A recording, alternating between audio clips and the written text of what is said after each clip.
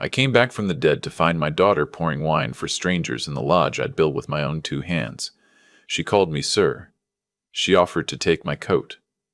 She didn't recognize her own father. She thought I was just another guest who'd driven up the mountain to see the aspens turn gold, another retiree with a checkbook looking to spend a week pretending he was a rancher. What she didn't know was that the tired old man standing in her doorway wasn't a guest. I was a ghost worth $42 million, and I'd come home to burn down everything my brother had built on the ashes of my family. Before I tell you how I made them pay, let me tell you how I got here. My name is Coltrane Bowmont. I'm 68 years old. For the last 9 years, the world believed I died in a hospital in Zurich, taken out by complications from a stroke that hit me like a sledgehammer on the floor of my own kitchen. They were half right. I went into a coma for 2.5 years after my brain went without oxygen for too long. I clawed my way back in a rehabilitation center outside Geneva, learning how to walk again, how to swallow, how to say my own name without it sounding like a man drowning. The doctors talked about miracles. I talked about unfinished business. The evening I came back to Montana. The sky above the Bitterroot Range was streaked with the kind of pink you only see in October, when the air gets thin and the light gets honest. I stood at the iron gate of Bowmont Hollow, the ranch I'd bought 42 years ago when it was nothing but sagebrush and a collapsed homestead. I'd cleared every acre myself. I'd hauled the river rock for the foundation of the main lodge, out of Rock Creek, 1 bucket at a time. I'd raised my daughter Wynn here, taught her to ride before she could spell her own name, taught her how to read tracks in the snow and which mushrooms would kill a grown man. I'd spread my wife Maribel's ashes under the big ponderosa at the top of the ridge 9 years before I went into the hospital, and I'd promised her, out loud, with the wind in my face, that I'd watch over our girl no matter what. The gate looked different now. The cedar split-rail fence I'd put in had been replaced by some kind of wrought iron monstrosity with the family monogram welded into the center. The main lodge was visible up the long gravel drive, and even from a 1/4 mile away I could see what had been done to it. The simple cabin-style roof was gone. In its place was a great glass A-frame with a stone chimney that looked like it belonged in a magazine. Outbuildings I didn't recognize. A guest cottage where the equipment shed used to be. Somebody had spent a fortune. Somebody had spent a fortune. I adjusted the brim of my hat. I hadn't cut my hair since June. My beard was white and unruly, and my hands were the hands of a stranger, blotched and thin. I wore canvas trousers from a thrift store in Missoula, and a barn coat I'd bought for $18 at a feed store outside of Hamilton. I needed to look like a vagrant. I needed to look like nothing. Sewn into the lining of that coat were documents worth more than the property itself. Bank statements, notarized deeds, trust filings. The original land patent with my name on it, recorded in the Ravalli County Courthouse in 1983. I patted the lining once. The paper crackled. I walked up the gravel drive. My hip ached. It always ached now. 8 years of barely moving in a hospital bed will do that. But I ignored it. Payne and I had become old acquaintances. The front door of the lodge stood half open. Warm yellow light spilled out across the porch, and I could hear voices inside, the soft tinkle of glassware, the polite murmur of a dinner party in full swing. I climbed the porch steps. I knocked on the door frame. A woman appeared. She was somewhere in her 40s. Too thin, her cheekbones stood out under skin that hadn't seen enough sun, and the half circles under her eyes had the dark, settled look of years and not nights. She wore black slacks and a white blouse, and she carried an empty serving tray. The uniform of a server. "Good evening, sir," she said, in a voice that was professional and a little tired. "Welcome to Bowmont Hollow. Are you here for the Cressley dinner?" The reservation was supposed to start at 6, but they're running long. I looked at her. I looked at the shape of her jaw, the way she held her shoulders square even when she was exhausted. I knew this woman. I had taught her how to fish for cutthroat trout in Rock Creek the summer she turned 9. I had stood in the back of a community college auditorium in Bozeman when she graduated, holding flowers I'd picked along the highway. I had held her in my arms for 3 straight hours the day her mother died, in this very hallway, while she made a sound that no parent should ever hear from their child. Win. My daughter. She did not recognize me. She looked at me the way you look at a piece of furniture you're considering moving. I opened my mouth to say her name. The word would not come. My throat closed up around it like a fist. I stood there frozen, staring at my own daughter who had become a servant in her own house. "Sir?" she said, and a small frown crossed her face. There was a tick of concern in it, the automatic concern of a woman who'd been trained to keep guests from collapsing on the property. "Are you all right? Can I get you some water?" I forced myself to speak. I pulled words out of a throat thick with something I didn't have a name for. "I'm looking for Hayward," I said. "Hayward Bowmont. I was told he lives here." She flinched. It was a small thing, just the smallest catch in her breath, but her eyes flicked toward the inside of the lodge, and I saw something there that hit me harder than the stroke had. Fear. Pure, naked animal fear. "Mr. Bowmont is hosting tonight, sir," she said. "Careful now. Can I let him know you're here? Who should I tell him is calling?" "Just tell him it's an old friend," I said. "Someone from before." She nodded and disappeared inside. I stood on the porch alone, gripping the railing I'd planed and sanded with my own hands the summer wind. Was 11. My knuckles were white. Hayward, my younger brother. The man I'd given power of attorney to when I was in that hospital bed. The man who'd stood at our mother's funeral and sworn on her casket that he'd look after Win if anything ever happened to me. The man who, by every visible piece of evidence, had done something unforgivable. The door swung wider. A silhouette emerged into the porch light. He was 65 now, but he looked 55. His face was smooth in a way that didn't quite read as natural, and his hair was dyed a soft chestnut brown that the men of our family had never possessed. He wore a cashmere quarter-zip and dark wool trousers, and shoes that probably cost more than my truck. A heavy gold watch glinted on his wrist. He smiled at me. It wasn't the smile of a man recognizing his brother. It was the smile of a man assessing whether the stranger on his porch was a problem. "I'm afraid I'm not expecting anyone tonight," he said, his voice oiled and easy. "This is a private event. Perhaps you could come back during business hours?" I let him see my face in the porch light. His smile collapsed.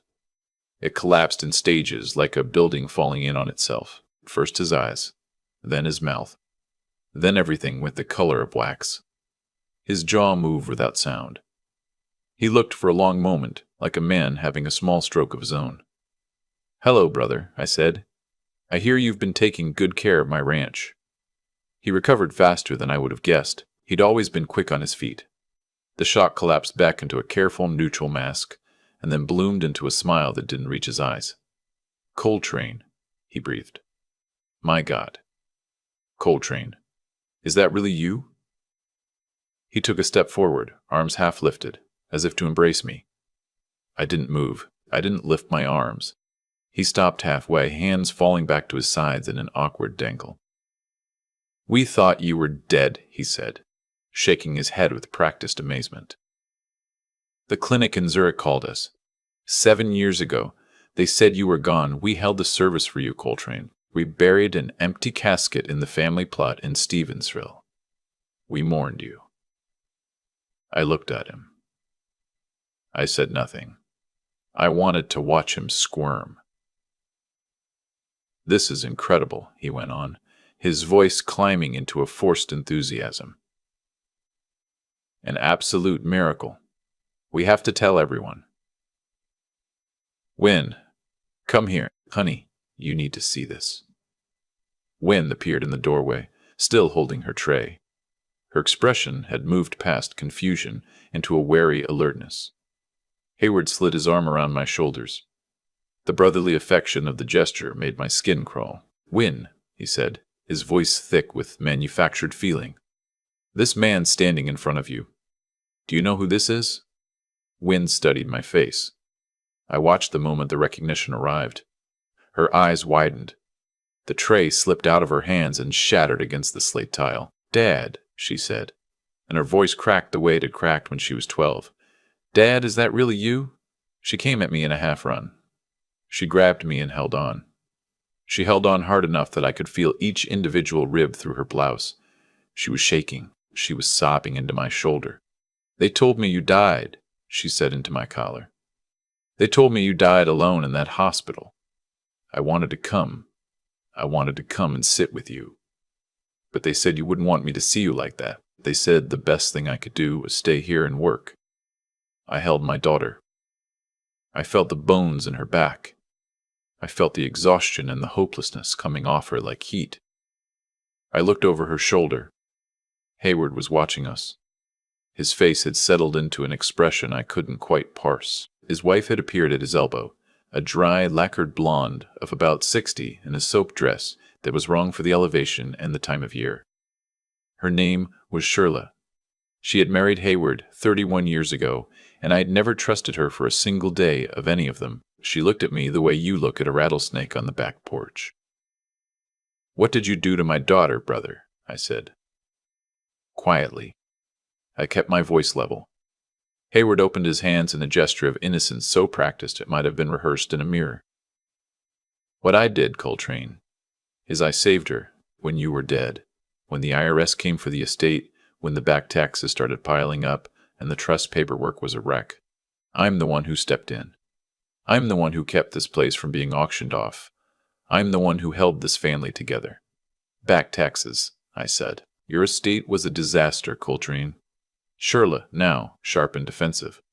Decades of sloppy bookkeeping. Hidden liabilities. The IRS came after everything.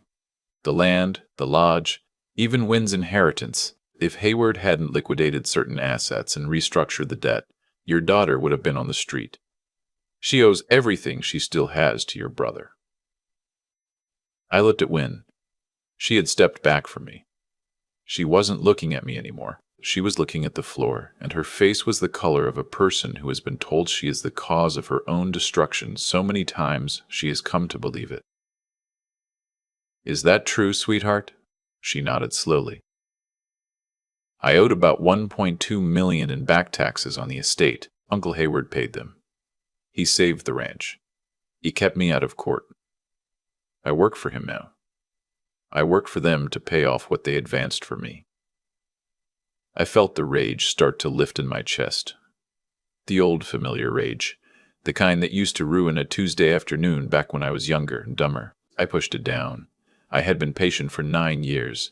I could be patient for one more night. "I understand," I said.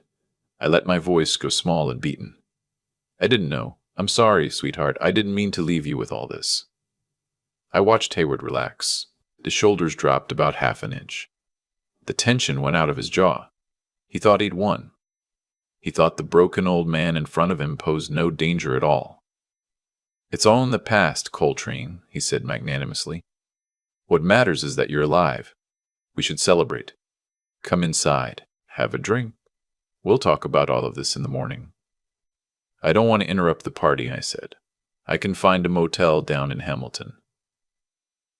He waved a hand. "Nonsense. Shirla will set up the guest cottage. My brother sleeps here tonight." He looked at me, and I saw the calculation come up in his eyes like a tide. "Tomorrow we'll get everything sorted out. There's paperwork, some legal complications.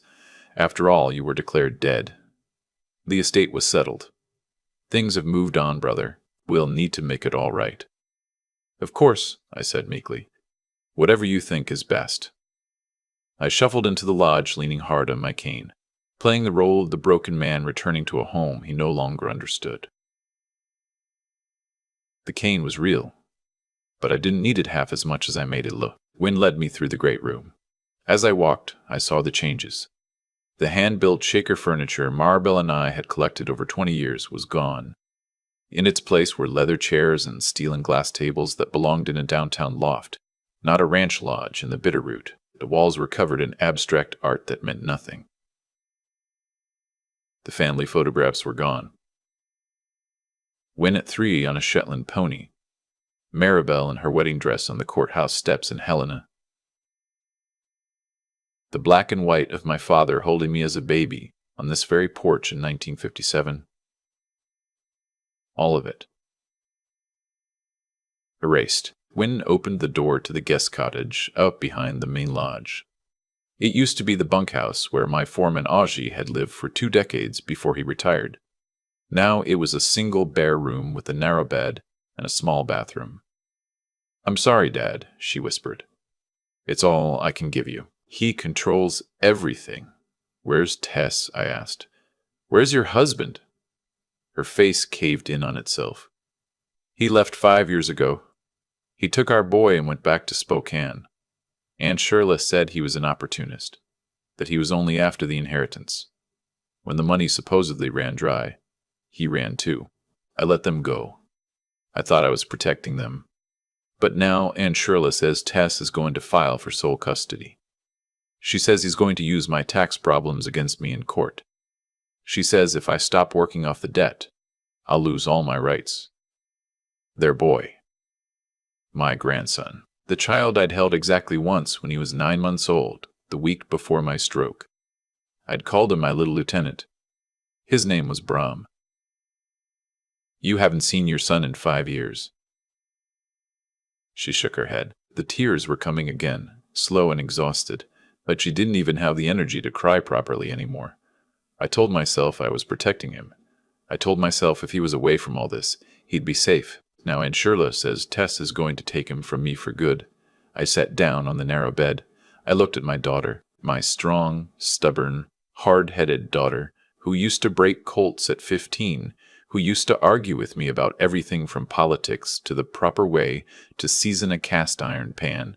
She was a husk. They had hollowed her out. "Do you believe them?" I asked. "Everything they've told you. Do you believe it?"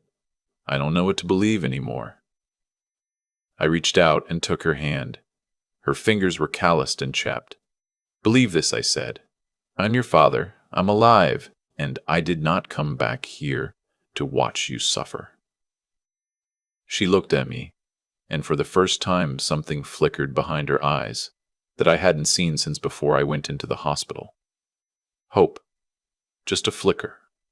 But it was there. "Now go," I said, "before they get suspicious. We'll talk in the morning." She left. I sat on the bed in the dark, listening to the laughter of the dinner party drift across the yard. My brother and his wife were celebrating in the lodge I had built, drinking my wine, eating off my plates, living the life they had stolen. I took out my phone. I dialed a number I had memorized in Geneva. "Marston," I said when the line picked up. "I'm in place. They bought every word of it. What did you find?" The voice on the other end was crisp and precise. Lenora Marston, a forensic accountant out of Salt Lake City who had spent the better part of 2 years unspooling my brother's books from a distance. "It's worse than we thought. My daughter is working as a server. They've convinced her she owes them close to $2 million. They drove her husband and son out 5 years ago. The property has been remodeled to the studs. They're living like royalty on my land." "Good," Lenora said. "Every dollar they spent is documented. Every renovation they made is evidence of fraud and breach of fiduciary duty. I've got the IRS records, Coltrane. There were no back taxes. Your estate was completely current. Your trusts were funded. Your LLCs were in good standing. They invented everything." I closed my eyes. I had suspected. I had calculated. But hearing it said out loud still hit me in the gut. "And Bram? We found him. He's 7 years old. He lives in Spokane with his father. He's been diagnosed with a severe sensory processing disorder and a mild form of dyslexia. Tess has been working 2 restaurant jobs and a weekend gig at a hardware store to pay for the occupational therapist and the specialized tutoring. He never threatened sole custody. He never threatened sole custody. He never threatened to report anything." That was a lie from the first word. "Send me everything," I said. "Every statement, every fake document. I want a full briefing by sunrise, and I want the agents standing by." "It's already done. A courier is en route from Missoula. You'll have everything by dawn. The U.S. Attorney's Office for the District of Montana is read in. The FBI has a financial crimes team standing by, and the IRS Criminal Investigation Division is interested as well. Apparently, this isn't the first time your brother has done something like this. There are 2 other elderly relatives in Idaho lost everything to him in the 90s. It just took someone with the means and the patience to put the pieces together. I hung up. I sat in the dark a long time. I had brought one thing with me onto that porch. A small device, no bigger than a shirt button, with an adhesive backing. When Hayward had hugged me in his false welcome, I had pressed it under the collar of his sweater. I took out the receiver and put in the earpiece. His voice scratched into my ear. Don't worry about it. He's a wreck. He's half dead already. He won't make it through the winter.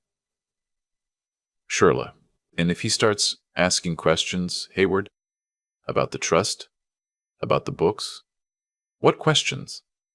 The man's been in a coma for 9 years. He doesn't know what year it is. We get him in front of Pemberton in the morning. We have him sign the final transfer documents. We get his thumbprint on the trust succession papers. After that, we own it all legally. The land, the LLCs, the offshore accounts in the Cayman, all of it. And if he refuses, a pause. Then a chuckle that I recognized. The same chuckle he'd had at 13 when he sold our cousin's bike and kept the money.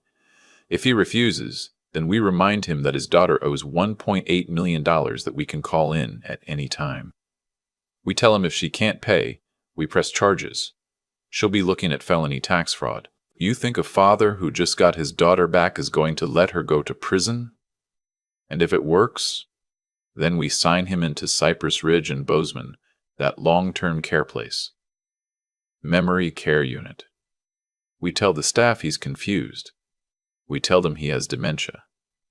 He'll be sedated within a week, and then we go on with our lives. And Win keeps working. She's good at it. The guests love her. As long as she thinks she owes us, she stays put. That's free labor, sweetheart. Why would we walk away from that? I turned off the receiver.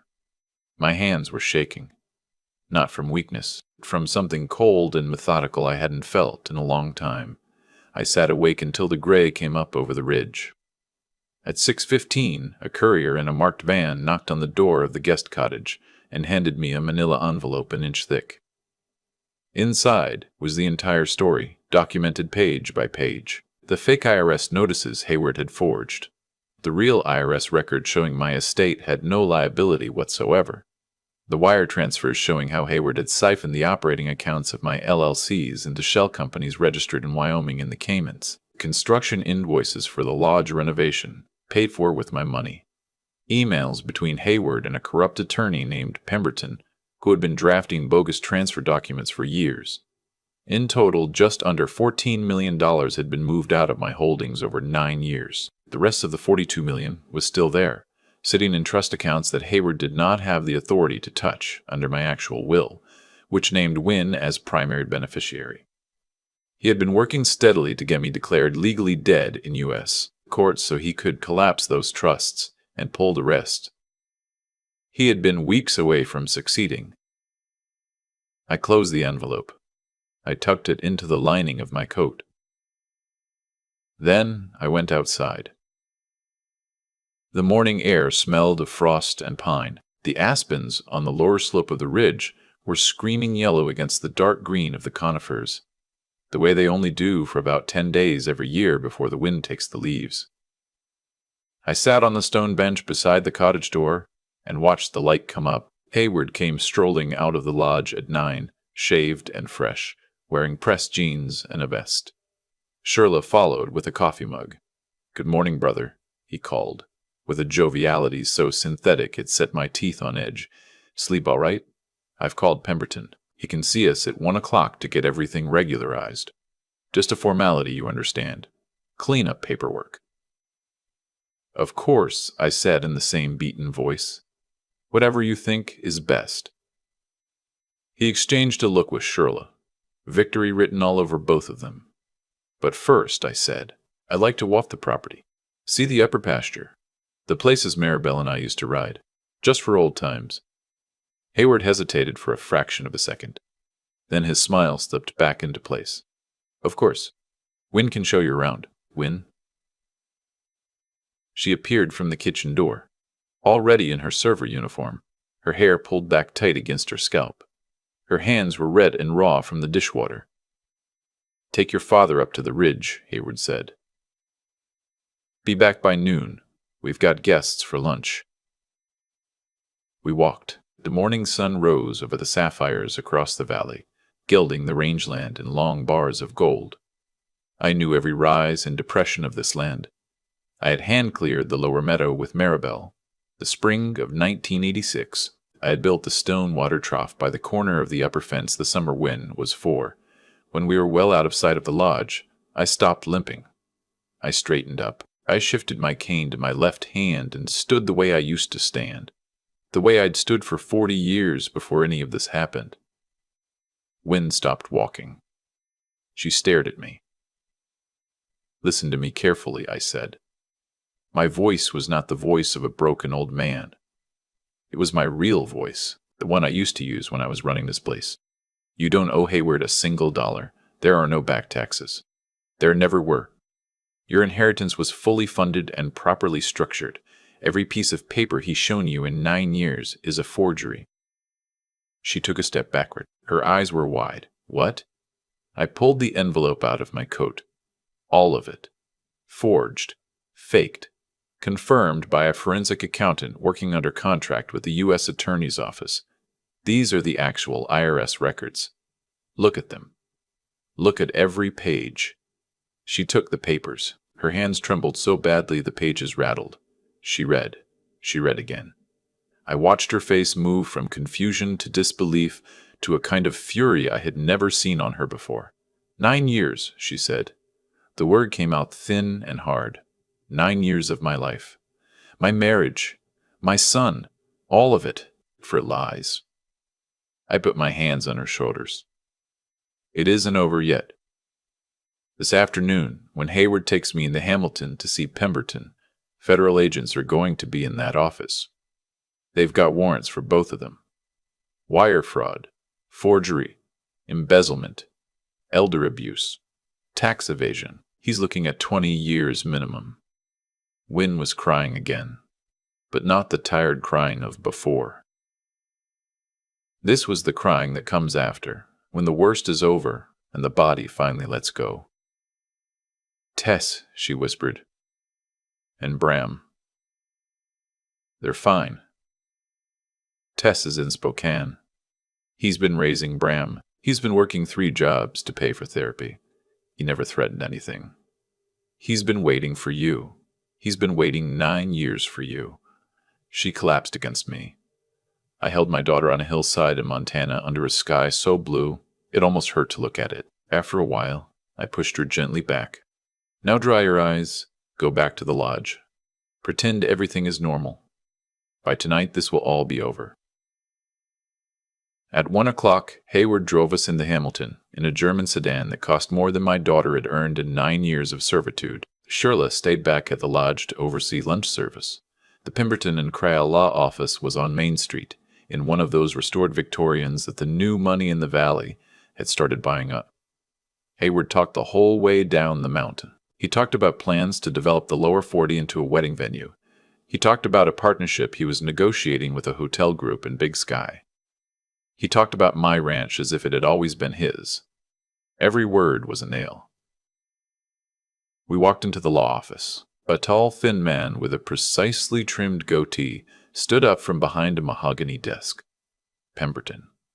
He had transfer documents arranged in a neat fan, ready for my signature. Coltrane, Hayward said, handing me a heavy fountain pen. Just a formality. You sign here, here, and here. I continue managing the property. Wynne is released from her tax liability, and you can finally rest. We'll take care of everything. I held the pen. I turned it slowly between my fingers. I looked at my brother.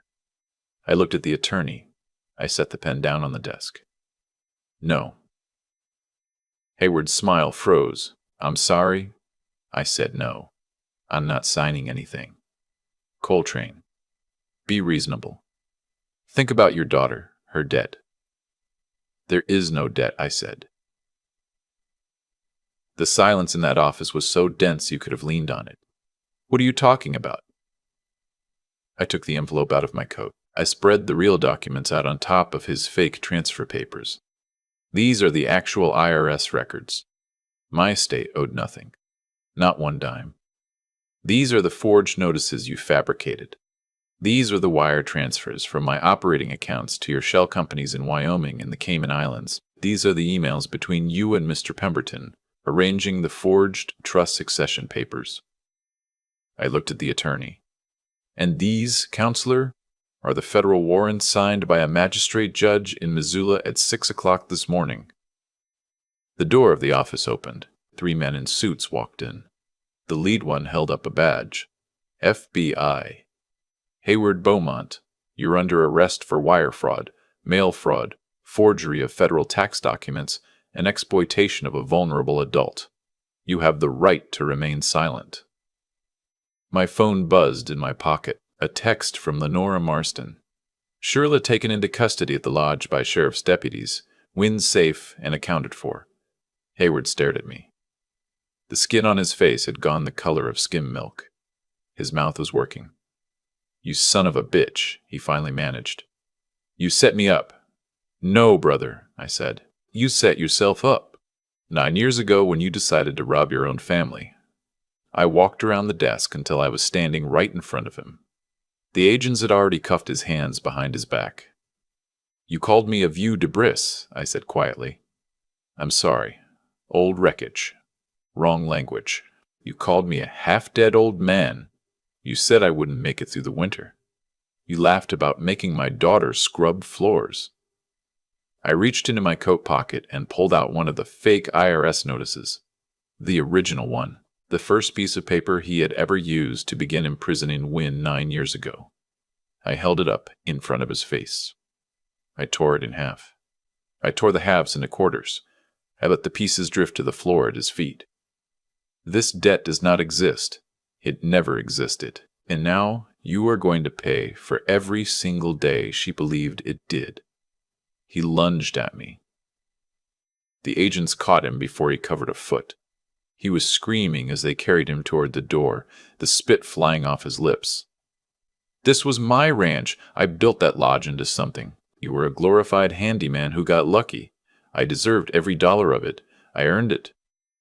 I looked at him with something close to pity. You earned nothing, Hayward. You stole. You lied. You broke your own niece for money you didn't even need, and now you're going to spend the rest of your years thinking about what you threw away.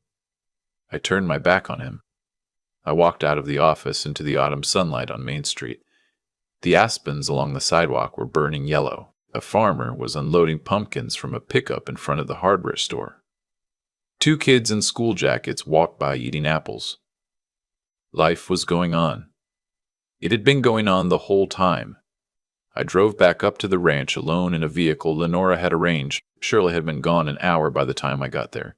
She had reportedly screamed about her rights and her reputation and her innocence the entire way down the gravel drive. Nobody had listened. Wynn was standing on the porch. She had taken off the black and white uniform. She wore an old flannel shirt of mine that she must have found in a closet somewhere, and a pair of jeans, and her hair was loose around her shoulders. She looked like my daughter again. I climbed the porch steps. I put my arm around her shoulder. We stood looking out at the property. What happens now? She asked. Now we get your family back. Tess and Bram. They're in Spokane. There's a flight from Missoula tomorrow morning. I bought them seats. I sent them the itinerary an hour ago. Her breath caught. You found them? I never lost them. I've been watching over all of you from Geneva for the last year and a half. I just needed everything in place before I came home. She turned and looked at the lodge that had been her home, then her prison, and now was a building again, with the ghosts of strangers in every renovated room. I don't think I want to live in this house anymore, Dad. Then we won't. We can tear down what they built and rebuild it. The original foundation is still under all that glass and steel. Your mother and I poured that foundation. We can put up something new on top of it, something simpler, something that's ours. She leaned into me. 4 hours later, a small SUV came up the gravel drive. A man got out, lean and tired-looking, his dark hair starting to gray at the temples. He held the hand of a small boy in a flannel coat. The boy had Wynn's eyes and his father's stubborn chin and a worried, watchful look that no 7-year-old should have. Wynn made a sound I will never forget, half a laugh and half a sob. She ran across the gravel. She fell to her knees and pulled them both into her arms. She kept saying, "I'm sorry. I'm so sorry. I didn't know." Tess was crying. Bram was bewildered and overwhelmed and clinging to this mother he barely remembered. I watched from the porch. After a few minutes, I came down the steps and walked over to them. Bram looked up at me with wide, solemn eyes. "Are you my grandpa?" he asked. "The one who was asleep for a long time." I knelt down to his level. My knees protested. I ignored them. "That's me," I said. "I was asleep, but I'm awake now, and I'm not going anywhere ever again." He studied me with the unblinking seriousness only small children possess. Then he nodded, apparently satisfied with my answer. "Mom said you built this house. I did. She said you can build anything." I looked back at the lodge with all its hard memories. "Maybe someday you and I will build something together. Would you like that?" He thought about it. Then he smiled. A small, gap-toothed smile that hit me harder than the diagnosis, harder than the coma, harder than 9 years of patience. "Yeah," he said, "I'd like that." I stood up. I took his small hand in one of mine, and my daughter's hand in the other. Tess stood close to his wife, his shoulder pressed against hers, as if he was afraid she would dissolve if he let go. We walked into the lodge together. The lodge that had been a prison was just a building again. The ghosts had gone with the people who put them there.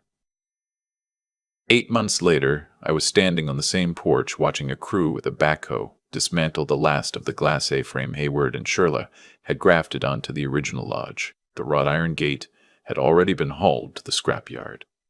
The wedding magazine landscaping was being torn out. Underneath all the renovation, the original stone foundation Maribel and I had laid in 1984 was still good, solid, level, ready to carry something honest again. Wynn stood beside me with Bram on her shoulders. "You sure about this, Dad?" "I'm sure. The bones of the original cabin are still good. We'll rebuild on top of what your mother and I started. Simpler, smaller, the way it was supposed to be." Tess came out with a thermos of coffee. He handed me a cup. He squeezed my shoulder. "Thank you," he said. He didn't say for what.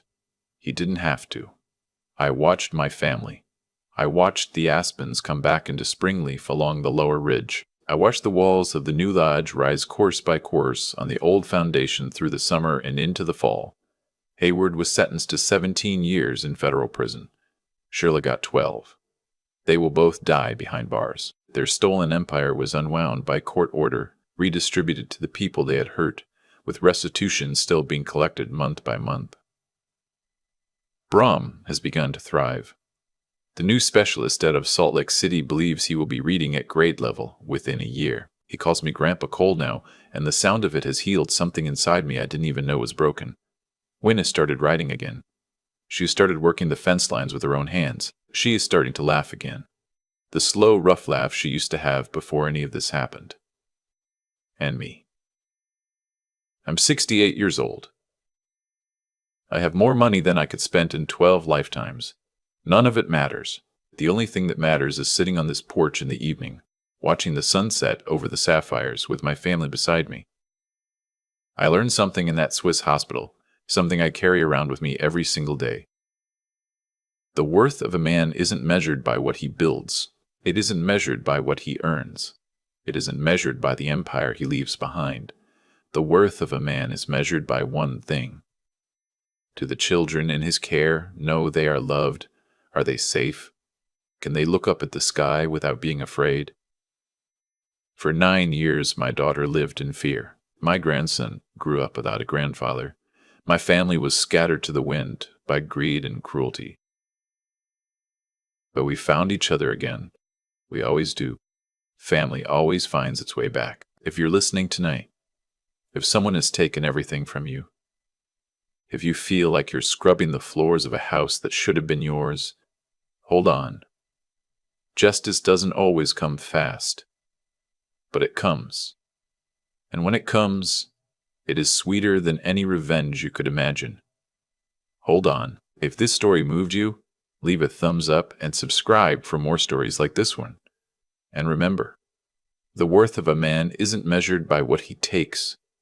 It's measured by what he gives back. I sit on this porch most evenings now, watching the light go soft over the sapphires. And I think about how the worst 9 years of my life were never really about money at all. They were about a single decision my brother Hayward made in a hospital waiting room in Zurich. He looked at a man in a coma and saw an opportunity. Everything that came after, the forged tax notices, the false debt, the slow grinding down of my daughter Wynne into a server in her own home. Every bit of it grew out of that one quiet choice he made when nobody was watching. That is the thing I want you to understand. The cruel acts that ruin families almost never start with cruelty. They start with a small calculation. A small willingness to take what isn't yours when you think no one will ever know. Hayward was not born a monster. He chose to become one signature at a time, and by the time the consequences caught up with him in that lawyer's office in Hamilton, he had been making that same choice for 9 straight years. The cost compounds. It always compounds. I think a lot about the difference between being clever and being wise.